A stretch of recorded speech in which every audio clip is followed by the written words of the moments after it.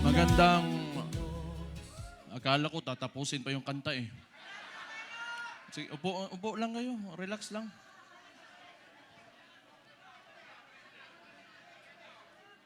Magandang hapon sa inyong lahat. Former Speaker Bebot Alvarez, Senator Bongo, Senator Padilla, Mike Defensor, Chairman Alcusi, Congressman Leandro Leviste, Attorney Jimmy Bondoc, Attorney Vic Rodriguez, Attorney J.B. Hinlo, Attorney Topacio, Philip Salvador, Idol, and my idol, Harold Respiso. Attorney Lambino, General Esperon, good to see you, sir. And yung mga hindi ko nabanggit, sa susunod na pagkikita natin. Baka nagtataka kayo, tumahimik ako eh. Tumahimik ako pagkatapos ng midterm elections. Kasi, wala, talo si Marcos sa Davao eh. Nagpahinga lang ako. Kailangan ko magpahinga kasi 2 taon kaming binanatan doon sa Davao. Yung ginawa ni Bangag, alam nyo na yung ayuda, yun naman yung paraan nila. That was a form of indirect vote buying prior to the campaign period. Yun talaga yun. Yung ginamit niya. So sinabi ko naman sa mga taga Davao, tanggapin nyo lang. Total, buwis nyo man yan. Yung nagsikap dyan, para may pera yung gobyerno, pera nyo rin yung kinukuha nyo. Hindi yan galing sa kanya. Pero yung mga taga Davao matatalino na, they are intelligent voters. Akala kasi, yung claim ng mga kalaban, na kami mga Duterte daw, mga authoritarian, yun, mamatay tao, kaya takot lahat. 2 million, matatakot namin yun. Di bukas patay na kami kung takutin namin yung 2 million na yan. It is a very highly democratic city, actually. Pagka pumunta kayo, that is why, awa ng Diyos, pasalamat ako, sa Davao ako naging mayor kasi ang mga tao dyan, alam nila anong gagawin nila at mahal nila yung lugar nila.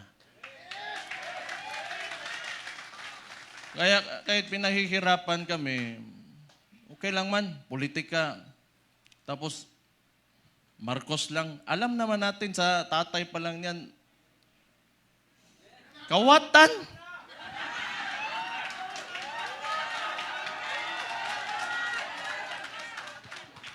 Hindi, kasi ganito yon.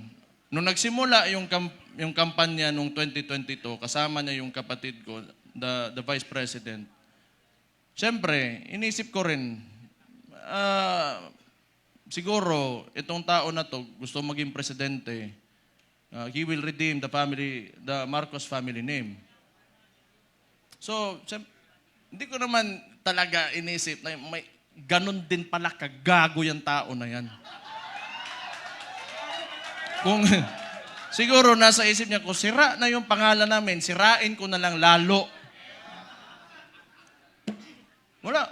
Wala naman akong political lang to. Kung bahala sila, magalit sila sa akin. Si Auntie Claire, tanawa. Pagkatapos ito, Auntie Claire, si Mayor Baste, lo ni mbuanga ka. Oh. Nagpahinga lang ako. Kasi before the midterm elections,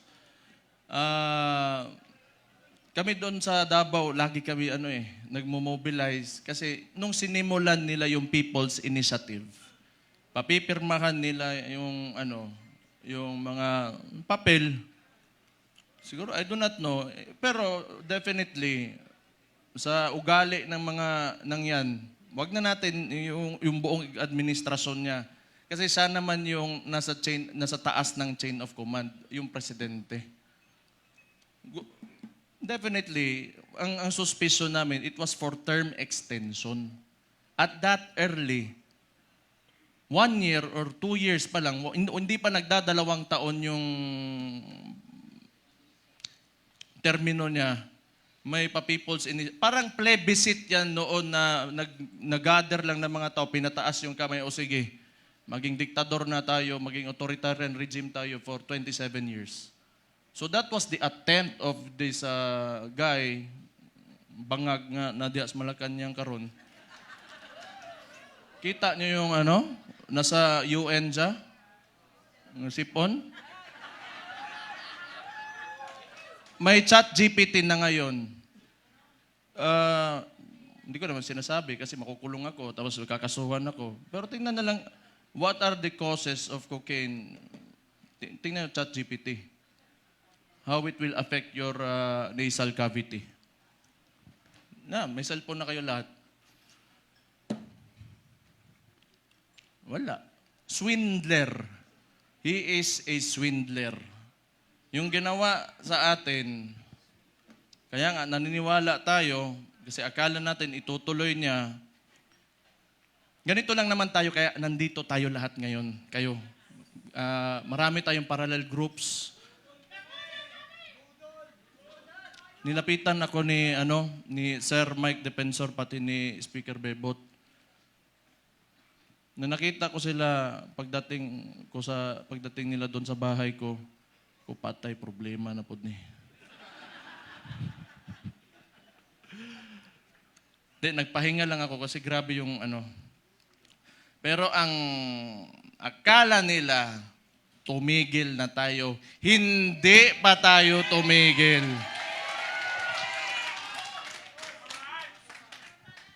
Anong gusto nila? Lalabasin lahat ng ginawa nila. Tingnan mo katangahan nito ni Bangag. Siya nagbukas ng usapin ng flood control na may mga ghost project. Kaya ako tumahimik talaga. Kasi hinayaan ko na mag-self-destruct yung gago na yan.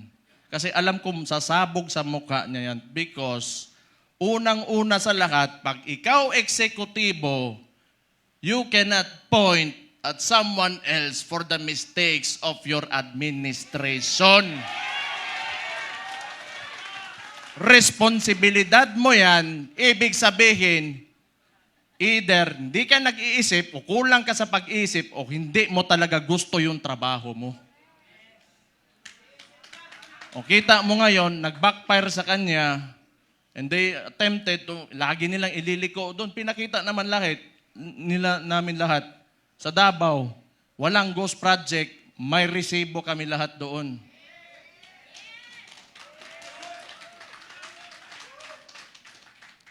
Tingnan nyo, anong resulta ng ginawa nila? Kasi tinawag na natin yan, yung 2024 is the most corrupt budget or the 2025, yung sinabi ni Sid Ungab nung panahon. Hindi, lahat yan kasi siya yung nakaupo eh. The most corrupt. Bakit di sila makakilos ngayon na tumaas yung presyo ng langis? Walang pera.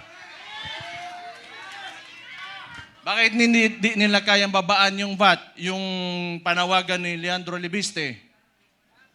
Di nila kaya kasi wala nang silang nanakawin pa.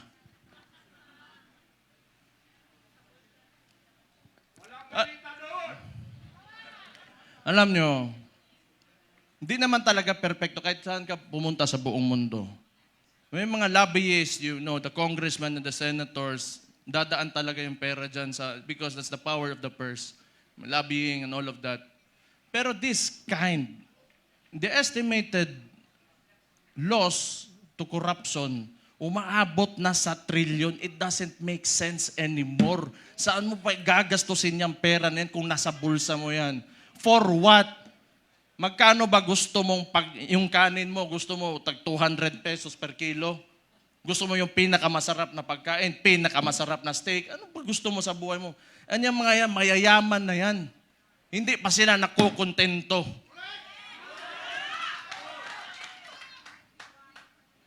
Hindi na lang maawa ba? Kita niyo yung mga matatanda na nagmamalingke sa umaga, magdadala ng bayong, tapos pahihirapan mo pa, ngayon tumataas presyo ng lahat. Hindi siya nakatingin sa pangkaraniwang Pilipino, ano ang buhay ng Pilipino. Tapos itong gago na to, patay na puguan eh. Gusto ko man yan, pag inita nila ako.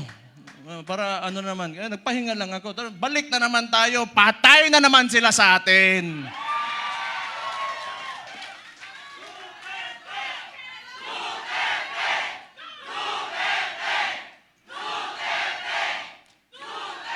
Ito pang maganda. Ito pang maganda. Tayo, mga parallel groups, ilan? Pila to kabuok? 600 parallel groups. Anong sinabi ng Vice Presidente? Siya ay tatakbong presidente, kumilos na tayong lahat.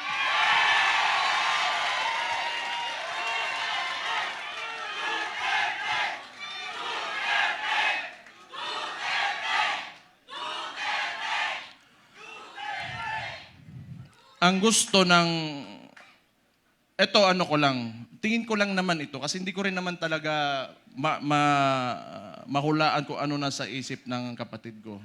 Tayo, tama yung sinabi ni Rob Rances kanina, may galit tayo.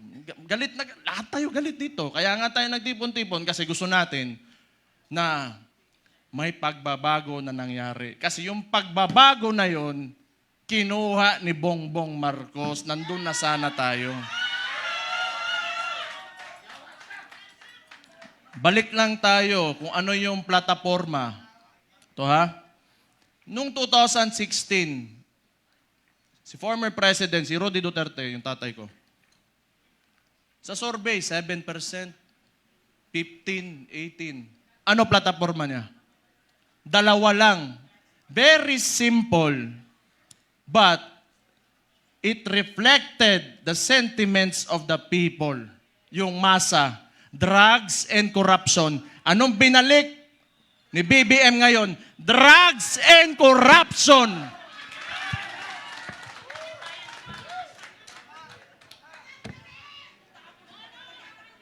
Sabi ng kapatid niya, hindi ako yun ha. O safe na ba ako, attorney? Sabi ng kapatid niya hindi ako nasabi nun di ba? Addict daw yung kapatid niya, ang maulagi na ba?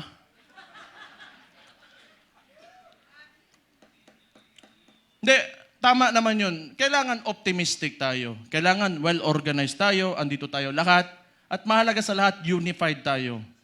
Yung may mga differences tayo kasi lahat tayo mayayabang may mga ugali yung mga DDS Di ba? Kalimutan muna natin yun. Kung tanawa, hambugiro, yung mga buang.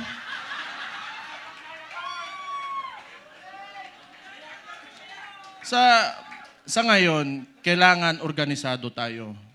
Kailangan kalimutan muna natin yung mga differences natin. Magkaisa tayo. At since nagdeklara na natatakbo yung principal natin, who is the Vice President, Sara Duterte, magsimula na tayong kumilos.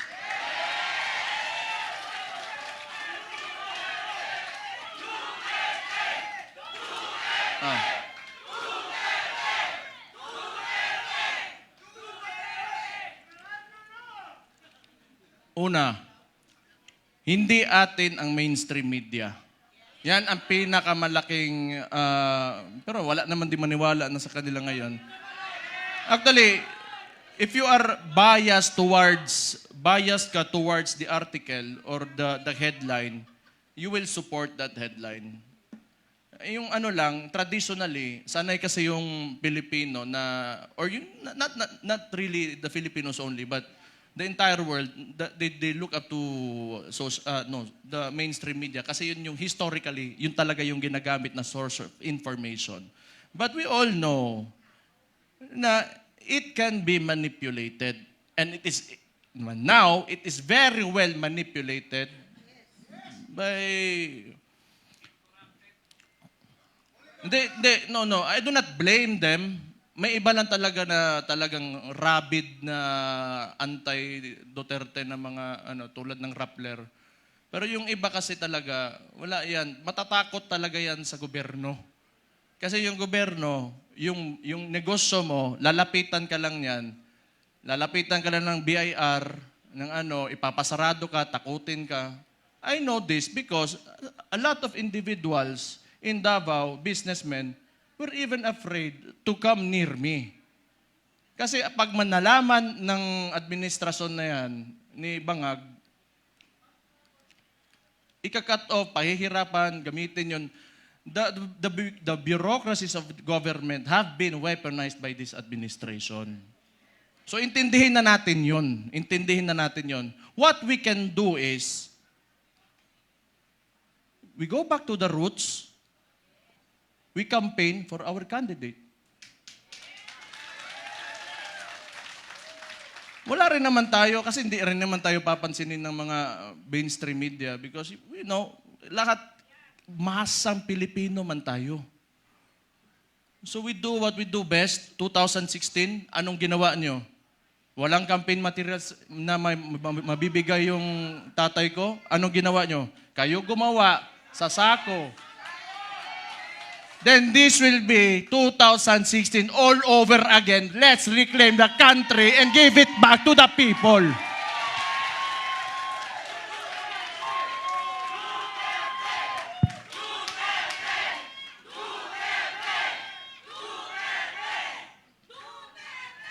I just want to mention yung binanggit yung idol ko rin si Robin Hood Padilla kanina na totoo naman yung mga oligarko na yan.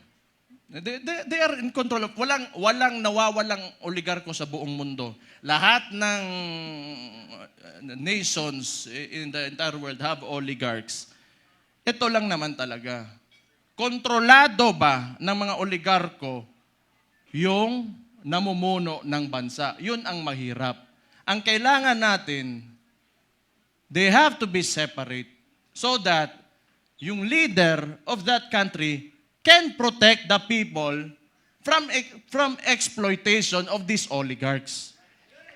Kaya hanggang ngayon, ayaw pa rin nila sa amin dahil binangga yan, walang iba kundi si Rody Duterte lang.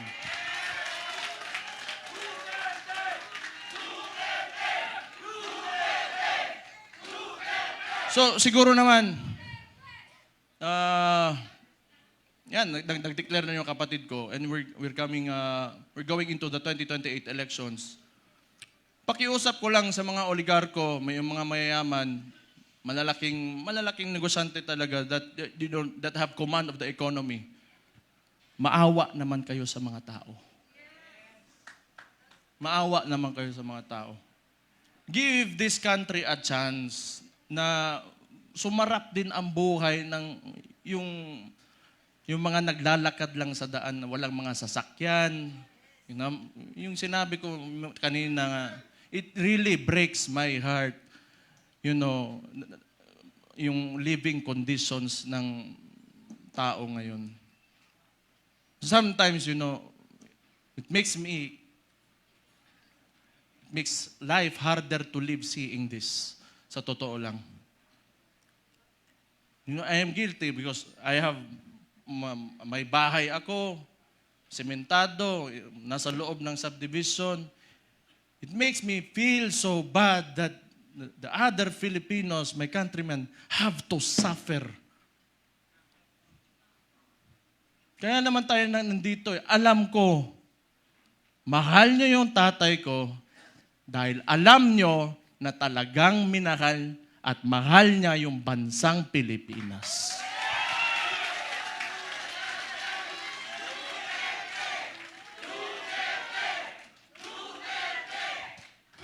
We have to, turn this around. We have to make this country turn around. Hindi pwedeng ganito.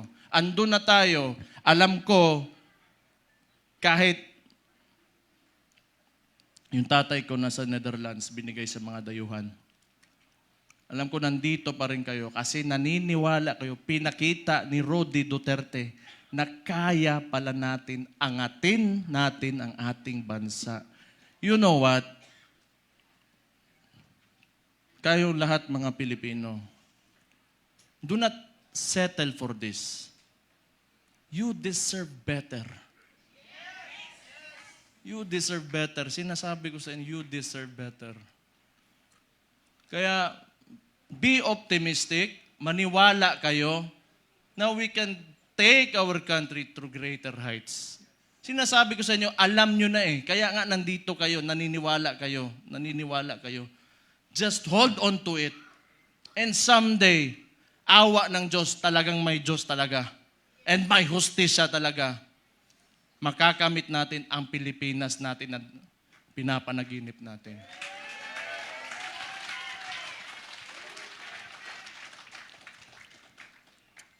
Isa,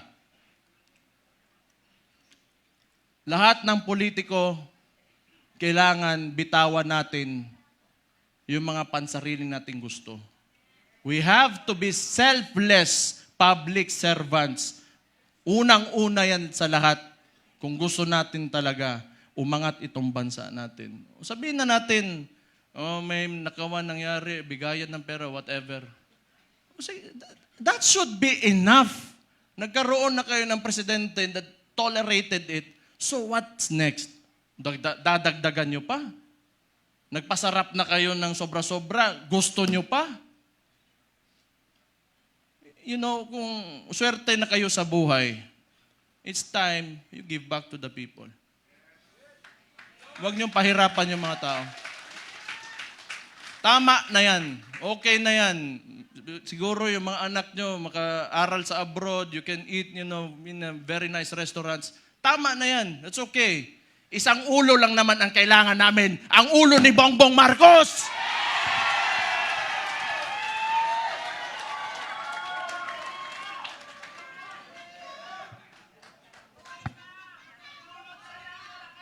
Kaya,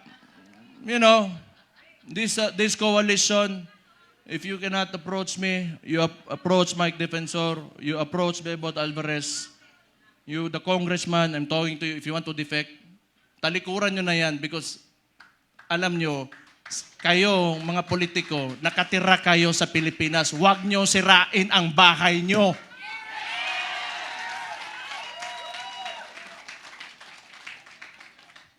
Tanawa, nasuko na po ko.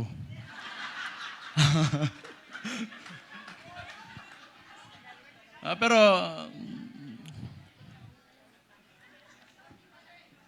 tama yun kasi si Martin, wala naman. Si Bongbong na ang sunod. Tama yun. Si Martin yung talagang mautak na marunong magmaniobra ng Congress eh. Ngayon, baka si Charis.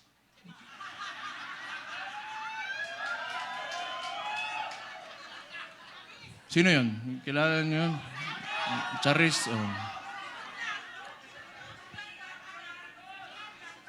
Kasi rinig ko, chismis lang to ha. Chismis, wala ko sinasabi. Puppet speaker lang yan yung speaker ngayon. Hindi ko lang alam sino yan, Charis. Basta narinig ko, Charis daw. Patay.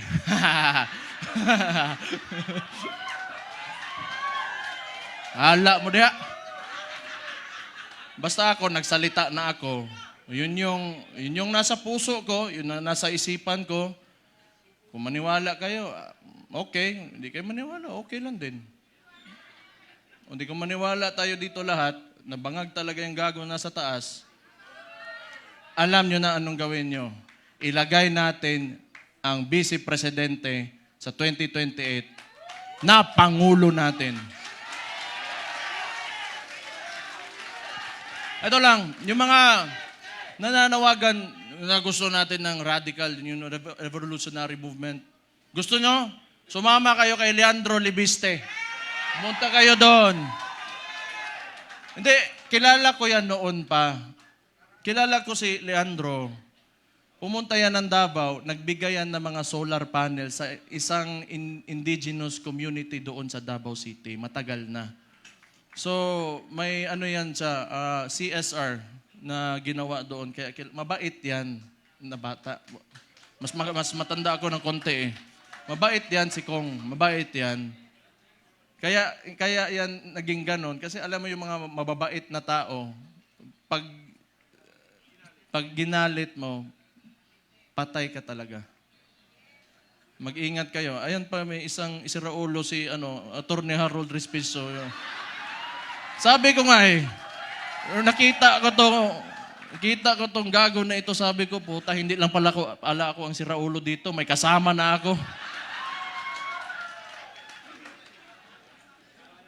Wala yung isang Israulo din, si Kiko Barzaga. Pero pag I want to talk to the younger people in the cameras. Subaybayan niyo yung mga bata na yan, yung mga tao na yan. They are the future of Philippine politics. Sino ba namang siraulo na lalaban ng administrasyon, magiging opposition, lalo ng ganito kaabusado? You know, what seemed to me, yung ginawa nila sa tatay ko, was a state kidnapping. Yung mga bata na yan, di natatakot yan. We need people like them. We need people like them. May iba naman, diplomatic, parang si Senator Bongo. Okay yun. Hindi pwedeng lagi tayong galit lahat. Diba? Dapat may mabait din sa atin.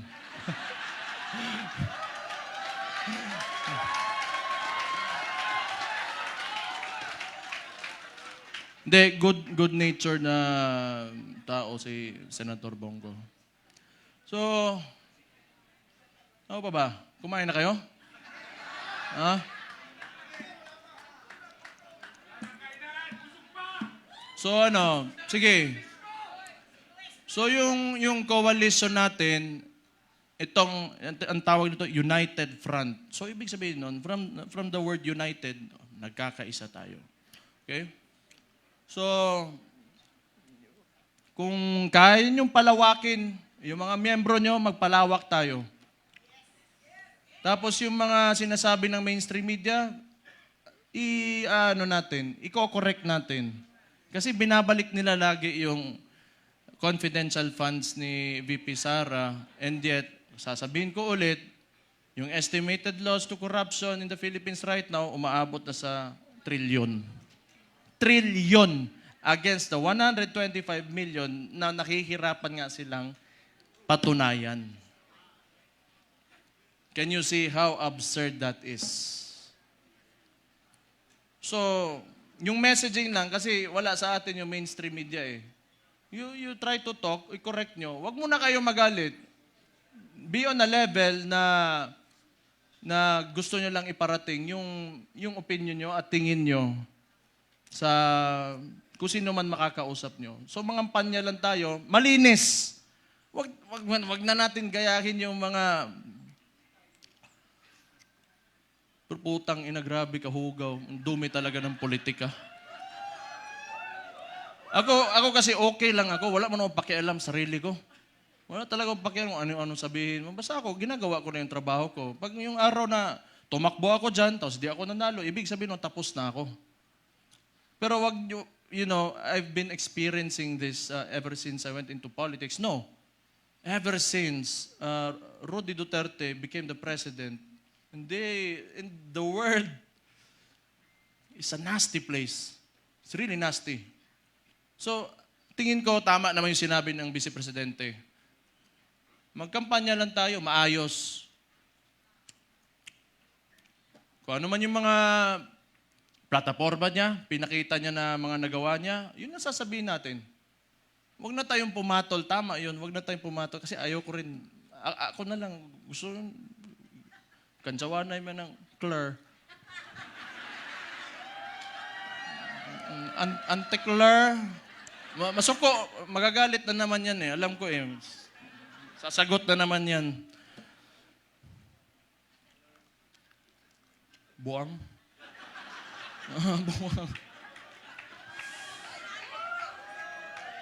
Buang. Kung baliw sila, baliw din ako. Ganun lang naman. Pero alam mo, yung observation ko lang, this is only my observation.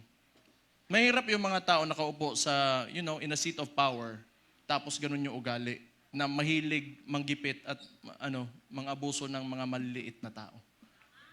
Patay tayo dyan. Mahirap yan. Kaya ako rin, gusto ko yung nilalabanan ko, malaki rin naman. Para kung makukulong man ako, matatanggal ako sa pagka-mayor ngayon, o mamamatay man ako, at least worthwhile yung ginawa ko at para sa sambayan ng mga Pilipino. They only pick on people na kaya nila eh. They only pick on people na kaya nila. Pero, hindi nila kaya ang masang Pilipino. That will never happen. Hindi nila kaya yan. Bukas na ang mga isipan at mga mata ng Pilipino ngayon. Bakit isa lang nagsasabi na tama? Kayo, hindi nyo alam?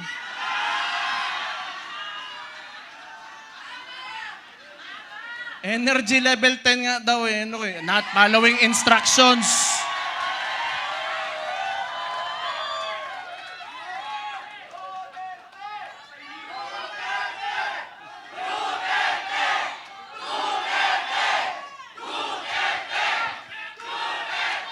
Kayo, nilalagay nyo talaga ako sa alanganin ba?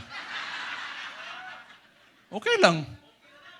Alam nyo, yung tumakbo, yung tatakbo na yung tatay ko, lahat kaming magkakapatid, hindi talaga pumayag. Kaya isa ring value yun. Kasi alam ko talaga, pagka nahamon yun, ibibigay niya talaga buhay niya para sa inyo. Kaya hindi kami pumayag. Pero siguro, tingin ko lang, hindi ko naman pwedeng hulaan yung nasa isip niya, mahal niya talaga kayo at yung bayan niya.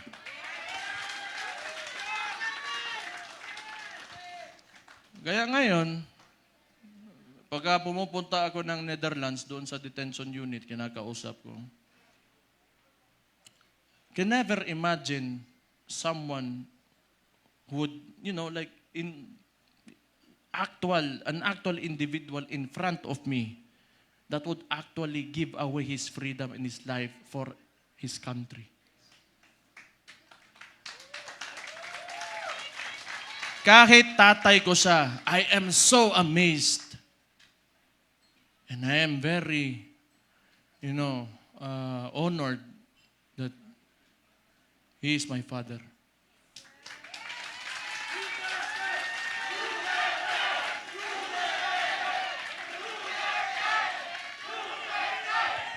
Saan oras? Saan oras, boy?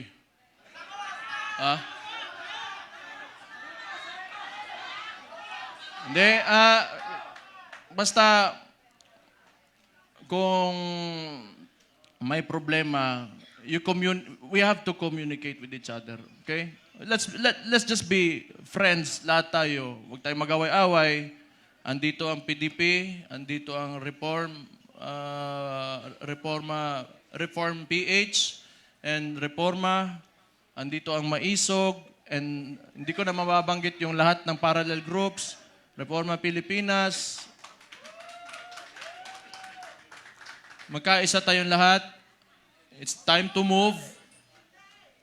Move with positivity and optimism. Let go of yourselves. Give your all for the country. Lahat ng gagawin natin, hindi para sa atin, kundi para sa bayan natin. Let's make this happen. 2 taon, 2028 na. Kaya natin to.